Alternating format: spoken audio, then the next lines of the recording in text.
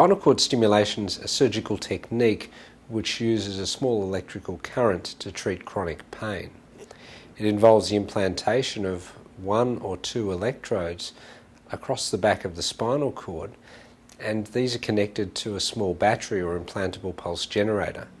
The implantable pulse generator sends the electrical current to the spinal cord itself, and this inhibits or blocks the transmission of a lot of the pain from the body to the brain.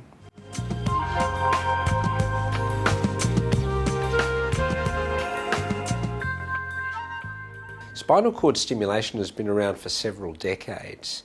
The technology, the techniques, and our understanding of how it works and how to apply it have evolved during that time.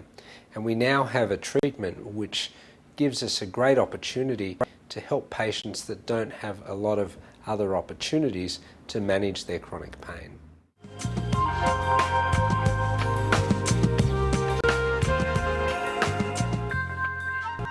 Spinal cord stimulation has a number of potential benefits.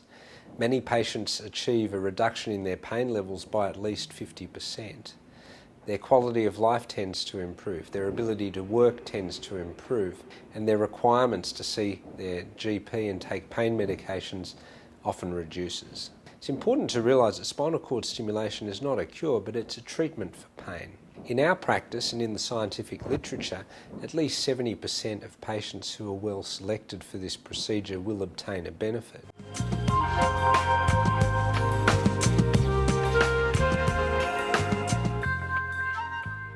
One of the great things about this technique is that there's an opportunity to perform a trial of stimulation before implanting the entire system. This means that the patient can experience what it's like to have the stimulator system in, but without having to go through a slightly larger operation which involves putting the battery in and hooking the whole system up to the electrodes.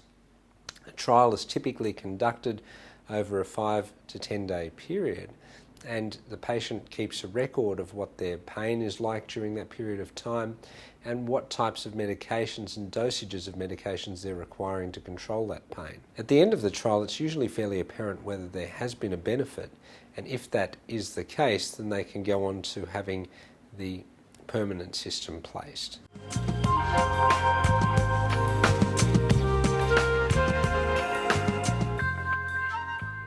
Chronic pain is pain which has been present for at least 3 months. It can affect up to 1 in 6 Australians and can be extremely problematic for both the person affected, their family, as well as for the community. Most people with pain tend to get better over a period of weeks or months. Their pain can usually be treated fairly effectively with paracetamol or non-steroidal anti-inflammatory medications, and often some physiotherapy or other simple treatment options. When pain doesn't improve over a relatively short period of time, or if it deteriorates, that's the time when treatment needs to be escalated. This may involve referral to a pain specialist or some other specialist to try to obtain a more specific diagnosis and look at other treatment options which might be available. Some of those options might include more targeted or focused medications, and they might include other things like nerve blocks, epidural injections, facet joint blocks, etc.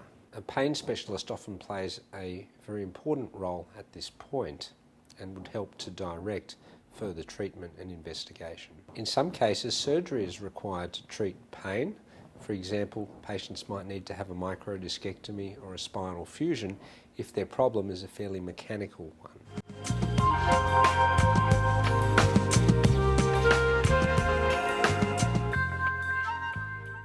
Once an individual has gone through the process of having their pain treated with the usual medications, they've been investigated appropriately, they've been reviewed by pain specialists or other specialists, if they're still having major problems with pain, that's when we would consider spinal cord stimulation. In the past, there was a tendency for patients to be managed non-surgically for many years. What we now know is that if you offer spinal cord stimulation earlier rather than later, your chance of obtaining a better outcome is higher, and certainly your chance of getting back to the workforce is much higher. By being able to access spinal cord stimulation earlier rather than later, there's an opportunity to reduce the requirement for heavy-duty pain medications such as opioids, there's a chance to get back to work sooner rather than later. And this has an obvious impact on the person's self-esteem, on their psychological well-being, and a number of other things which overall we believe provides them and the community with a great benefit.